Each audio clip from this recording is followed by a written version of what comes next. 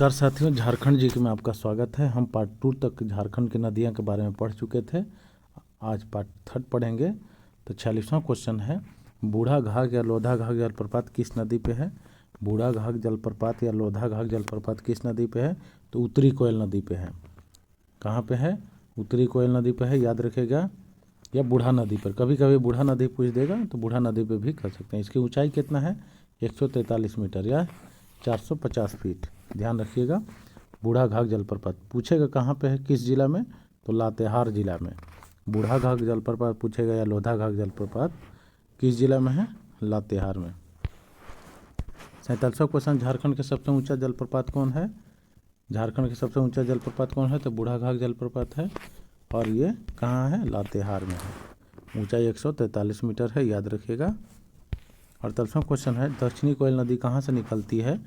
दक्षिणी कोयल कहाँ से निकलती है? तो छोटा नागपुर का पठार यानी रांची के नगरी गांव से निकलती है। पूछेगा दक्षिणी कोयल कहाँ से निकलती है? तो छोटा नागपुर पठार या रांची के नगरी गांव से। और लंबाई पूछेगा तो कितना है? 200, कितना है लंबाई? 285 किलोमीटर। दक्षिणी कोयल का लंबाई पूछेगा 285, निकलेगी कहाँ से? रांची के नगरी गाँव से। 49वां क्वेश्चन है, दक्षिणी कोयल का मुहाना कहाँ है? दक्षिणी कोयल नदी का मुहाना यानी संगम कहाँ पे है? शंख नदी में है, उड़ीसा में। कहाँ पे है? शंख नदी, उड़ीसा में है दक्षिणी कोयल का मुहाना। 50वां क्वेश्चन है, दक्षिणी कोयल नदी का सहायक नदी का नाम बताइए। तो कारो नदी है। सहायक नदी का नाम क्या है? कारो नदी, जिस पर कोयल कारो परियोजना भी स्थित है। पूछेगा कि कोयल कारो परियोजना किस नदी पे है? तो कारो नदी पे है, ठीक है। 51वां क्वेश्चन है, दक्षिणी कोयल नदी का अफवाह क्षेत्र कितना वर्ग किलोमीटर है?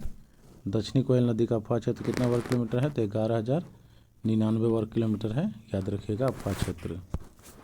विस्तार कहाँ कहाँ है दक्षिणी कोयल का? तो रांची, लोहरदगा, गुमला और पश्चिमी सिंहभूम। रांची, लोहरदगा, गुमला, पश्चिमी सिंहभूम है इसका विस्तार दक्षिणी कोयल का, याद रखिएगा। पार्ट 2 अब पढ़ेंगे हम इसमें, झारखंड की नदियाँ पार्ट 2। इसमें भी अच्छा नदी है। हम पार्ट 1 और पार्ट 2 से ही इसको पूरा ख़त्म कर देंगे। हमें नहीं लगता है कि एक भी क्वेश्चन छूटेगा। बाय द वे छूट जाएगा तो टेस्ट सीरीज में इसको कंप्लीट कर लेंगे। हम तो ऐसा पूरा लिख दिए हैं इसमें क्वेश्चन। चलते हैं, अगला क्वेश्चन है 1वां नंबर, पुनपुन नदी का उद्गम स्थल कहाँ है? पुनपुन नदी का उद्गम स्थल कहाँ है? तो उत्तरी कोयल नदी है, यानी उत्तरी कोयल के प्रवाह क्षेत्र के उत्तर से होता है। उत्तरी कोयल नदी के जो उत्तरी प्रवाह है, यानी प्रवाह क्षेत्र जो है उसके वहीं से होता है, यानी उत्तरी प्रवाह से ये। या कभी कभी हजारीबाग का पठार देगा तो यहाँ से भी आप इसका आंसर मार सकते हैं, ठीक है। पुनपुन नदी का उद्गम स्थल, ठीक, उत्तरी कोयल के प्रवाह क्षेत्र के उत्तर से या हजारीबाग के पठार से। दूसरा क्वेश्चन क्या है, पुनपुन नदी का मुहाना या संगम कहाँ है? पुनपुन नदी का मुहाना या संगम कहाँ है? तो गंगा नदी में है, ये भी ध्यान रखना है। पुनपुन नदी का मुहाना कहाँ है? गंगा नदी में, ध्यान रखिएगा। तीसरा क्वेश्चन है, पुनपुन नदी के सहायक नदी कौन कौन है? पुनपुन नदी के सहायक नदी कौन कौन है? तो मोरहर और धारदा। पूछेगा क्वेश्चन कि मोरहर और धारदा कौन किस नदी का है सहायक? तो पुनपुन का, ठीक है। अगला क्वेश्चन है, किस नदी को पवित्र नदी के रूप में पूजा की जाती है? किस नदी को पवित्र नदी के रूप में पूजा की जाती है? तो पुनपुन नदी का, याद रखिएगा। ये जो है पवित्र नदी के रूप में इसको पूजा की जाती है, पुनपुन नदी को, ध्यान रखिएगा, ठीक है। आगे क्वेश्चन है 5वां, कीकट किस नदी को कहा जाता है? कीकट जो है किस नदी को कहा जाता है? ध्यान रखिएगा, पुनपुन को। कीकट नदी जो है या कीकट पुनपुन को ही कहा जाता है, और पवित्र नदी के रूप में इसको पूजा की जाती है, ये भी ध्यान रखना है। अगला क्वेश्चन 6ठा है, बमागधी किस नदी को कहा जाता है? कीकट और बमागधी पूछेगा, कीकट और बमागधी किसे बोलते हैं? तो पुनपुन नदी को ही बोलते हैं, ये भी ध्यान रखिएगा। फल्गु नदी के बारे में जानेंगे कि फल्गु नदी का उद्गम स्थल कहाँ है? तो छोटा नागपुर का पठार का उत्तरी भाग है, याद रखिएगा। छोटा नागपुर पठार के उत्तरी भाग को वहीं फल्गु नदी निकलती है। अब फल्गु नदी का जो मुहाना है ताल क्षेत्र के निकट गंगा नदी में है, ये भी याद रखिएगा। क्वेश्चन पूछेगा कि फल्गु नदी कहाँ से निकलती है? उत्तरी, तो छोटा नागपुर के पठार के उत्तरी भाग से, और कहाँ मिलती है? तो ताल क्षेत्र के निकट गंगा नदी में मिलती है, ये भी ध्यान रखना। उद्गम और कहाँ मिलती है इसको भी ध्यान रखना है। 9वां क्वेश्चन है, किस नदी के मुख्य धारा को निरंजना कहा जाता है? किस नदी के मुख्य धारा को निरंजना कहा जाता है? तो फल्गु नदी को ही बोलते हैं। फल्गु नदी के मुख्य धारा को क्या कहा जाएगा? निरंजना। ध्यान रखिएगा। 10वां क्वेश्चन है, किस नदी को अंतःसलीला या लीलाजन भी कहा जाता है? ये भी इंपॉर्टेंट क्वेश्चन है, ये कई बार एग्जाम आया हुआ है। अंतःसलीला या लीलाजन, तो फल्गु नदी को ही बोलते हैं अंतःसलीला या लीलाजन। ध्यान रखिएगा, फल्गु नदी को ही बोलते हैं अंतःसलीला या लीलाजन, ये भी याद रखिएगा। ठीक है, निरंजना भी बोलते हैं इसको, फल्गु नदी को। 11वां क्वेश्चन है, बोधगया के पास फल्गु नदी किस नदी से मिल जाती है? ये क्वेश्चन पूछेगा कि कहाँ मिल जाती है गया, जो बोधगया है वो फल्गु नदी किस नदी से मिलती है? तो मोहना नदी मिलती है। ठीक है, क्या है? मोहना नदी में मिल जाती है बोधगया के पास। ठीक है, ऐसे तो ये गंगा के ताल क्षेत्र में मिलती है। गंगा जो ताल क्षेत्र जो है उसमें, ताल क्षेत्र के निकट जो है गंगा नदी मिलती है, तो ये अलग है। लेकिन बोधगया में जो फल्गु नदी के जो है वो मोहना नदी मिलती है, ये क्या बोलते हैं, सॉरी, बोधगया में। 12वां क्वेश्चन है, किस नदी में पितृपक्ष के समय पिंडदान किया जाता है? ये इंपॉर्टेंट क्वेश्चन, ये एग्जाम आया हुआ है, बार बार एग्जाम में पूछा गया क्वेश्चन कि किस नदी में पितृपक्ष के समय पिंडदान किया जाता है? तो फल्गु नदी में किया जाता है। इंपॉर्टेंट क्वेश्चन है, इसको 12वां को नोट डाउन कर लीजिएगा। PDF के लिए फ्री व्हाट्सएप कर सकते हैं, कहीं कभी भी PDF हम ऐसे ही भेज देंगे, कोई दिक्कत नहीं है इसमें। यदि क्वेश्चन अच्छा लगे तो ज़रूर लाइक और सब्सक्राइब कीजिए ताकि हमारा भी मनोबल अच्छा रहे। 13वां क्वेश्चन है, सकरी नदी कहाँ से निकलती है? सकरी नदी कहाँ से निकलती है? तो उत्तरी छोटा नागपुर का पठार से निकलती है। याद रखिएगा, सकरी नदी के बारे में पूछेगा तो उत्तरी छोटा नागपुर का पठार। अगला क्वेश्चन है, कौन नदी बिहार एवं झारखंड दोनों प्रदेश में प्रवाहित होती है? इंपॉर्टेंट क्वेश्चन है, कौन नदी जो है बिहार और झारखंड दोनों में प्रवाहित होती है? तो सकरी नदी। सकरी नदी के बारे में पूछ देगा तो बिहार और झारखंड दोनों में प्रवाहित होती है। सकरी नदी किस नदी में मिल जाती है, मैंने किस में मिलती है, यानी किस नदी में? तो गंगा का ताल क्षेत्र में यह भी मिल जाती है। जैसे फल्गु नदी मिलती है उसी तरह से सकरी नदी भी मिल जाती है गंगा के ताल क्षेत्र में।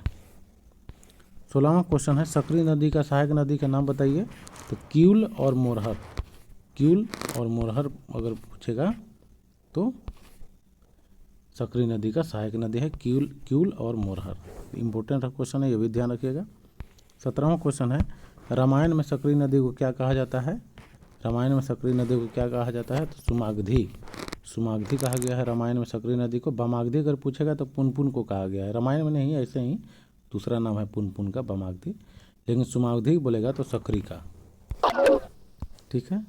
18वां क्वेश्चन है, चानन या पंचानन नदी कहाँ से निकलती है? चानन या पंचानन नदी तो छोटा नागपुर के पठार से अधिकतर नदी छोटा नागपुर के पठार से निकलती है, ये भी ध्यान रखना है। छोटा नागपुर का पठार, चानन या पंचानन नदी। 19वां क्वेश्चन है, पैमार, तिलैया, धरांजे, मनाने किस नदी की धाराएं हैं? जो है पैमार, तिलैया, धरांजे, मनाने किस नदी के धाराएं हैं? तो चानन नदी का है। चानन का दूसरा नाम है पंचानन, ये भी याद रखिएगा। 20वां क्वेश्चन है, 5 जलधाराओं के मेल से विकसित होने के कारण किस नदी का नाम पंचानन पड़ा? 5 जलधाराओं के मेल से विकसित होने के कारण किस नदी का नाम पंचानन पड़ा? तो किसका पड़ा? चानन नदी का पड़ा। ठीक है। चानन नदी का मुहाना कहाँ है? तो सकरी नदी में। पूछ देगा चानन नदी का मुहाना कहाँ पे है? सकरी नदी में है, ये भी ध्यान रखिएगा। अगला क्वेश्चन है, शंख नदी का उद्गम स्थल कहाँ है? इंपॉर्टेंट क्वेश्चन है शंख नदी के बारे में। तो चैनपुर प्रखंड गुमला में, कभी कभी क्वेश्चन डायरेक्ट पूछेगा कि चैनपुर प्रखंड गुमला में जो चैनपुर प्रखंड है वहाँ से कौन नदी निकलती है? तो शंख नदी, याद रखिएगा। ठीक है। अगला क्वेश्चन है, शंख नदी का मुहाना कहाँ है? निकलती तो है चैनपुर प्रखंड गुमला से, लेकिन मुहाना कहाँ है? तो दक्षिणी कोयल, उड़ीसा में। ये क्वेश्चन पूछेगा कि गुमला में से जो शंख नदी निकलती है दक्षिणी कोयल में कहाँ मिलती है? तो झारखंड में नहीं मिलती, ये उड़ीसा में जाके मिल जाती है, उड़ीसा में। ठीक है। दक्षिणी कोयल में जो है उड़ीसा में जाकर मिल जाती है शंख नदी। 24वां क्वेश्चन है, शंख नदी नेतरहाट पठार के पश्चिमी छोर से किस नदी के विपरीत बहती है? ये भी क्वेश्चन पूछेगा कि किस नदी के विपरीत बहती है शंख नदी? तो उत्तरी कोयल नदी का। ठीक है। इसकी सहायक नदी अगर पूछेगा शंख नदी के तो कौन हो जाएगा, दक्षिणी कोयल। ठीक है, ध्यान रखिएगा। शंख नदी के विपरीत दिशा में बहने वाली नदी जो है उत्तरी कोयल है और शंख नदी के सहायक नदी जो है दक्षिणी कोयल। 25वां क्वेश्चन है, पाट क्षेत्र के दक्षिण छोर से कौन सी नदी निकलती है।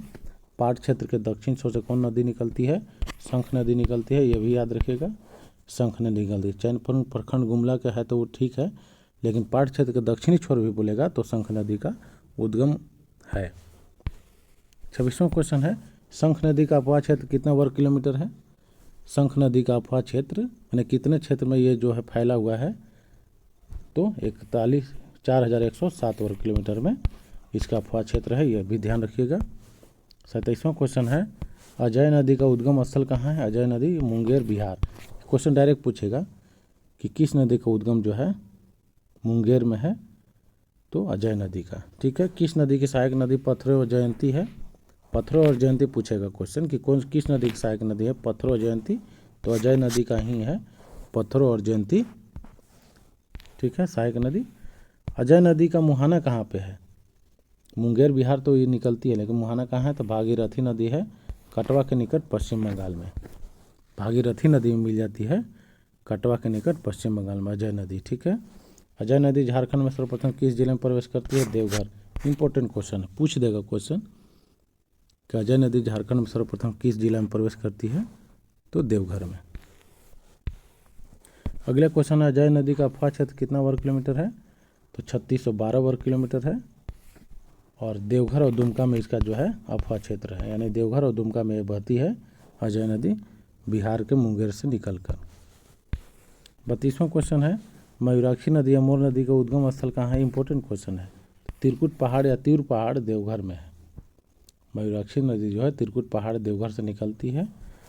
और मयूराक्षी नदी को बंगाल का द्वार प्रवेश कर किस नदी में, यानी मतलब मयूराक्षी नदी को जो है बंगाल में प्रवेश करती है तो किस नदी में मिल जाती है, तो गंगा नदी में मिलती है। मयूराक्षी नदी के बारे में पूछेगा कि बंगाल में जब प्रवेश करेगी, या पूछेगा कि कहाँ पे मुहाना है इसका, तो गंगा नदी में है। ठीक है, अगला क्वेश्चन है, मयूराक्षी नदी अपने ऊपरी प्रवाह क्षेत्र में किस नाम से जानी जाती है। ऊपर जब ये ऊपरी प्रवाह में बहती है तो किस नाम से जानी जाती है, मोतिहारी नाम से। क्वेश्चन पूछ देगा कि मोतिहारी नाम से किस नदी को जाना जाता है झारखंड में, तो किसको, मयूराक्षी को। मोर नदी भी बोलते हैं मयूराक्षी को, याद रखिएगा। अगला क्वेश्चन है, किस नदी से मिलने के बाद मयूराक्षी नदी को मोर नदी के नाम से जाना जाता है, तो बराकर। जब बराकर नदी में मिलती है तो इसको मोर नदी भी कहा जाता है। ठीक है, अगला क्वेश्चन है, टिपरा, फुसरो, भामरी, दौना, धोलाई किस नदी की सहायक नदी है। टिपरा, फुसरो, भामरी, दौना, धोलाई किस नदी की सहायक नदी है, तो मयूराक्षी नदी की सहायक नदी है। ध्यान रखिएगा, इंपॉर्टेंट क्वेश्चन है अभी। अगला क्वेश्चन है, मयूराक्षी नदी पर कौन सा बांध है, तो कनाडा बांध है, या कनाडा बांध का दूसरा नाम है मसानजोर डैम। मयूराक्षी नदी पर ही है मसानजोर डैम, और ये दुमका जिला में पड़ता है, ये भी ध्यान रखना है। मसानजोर डैम या कनाडा डैम पूछेगा तो मयूराक्षी नदी पे है, और कहाँ है, दुमका में है। ठीक है, यदि वीडियो अच्छा लगे तो ज़रूर लाइक सब्सक्राइब ज़रूर कीजिए, और ताकि हम अच्छे वीडियो लेकर आएँ। तब तक के लिए धन्यवाद।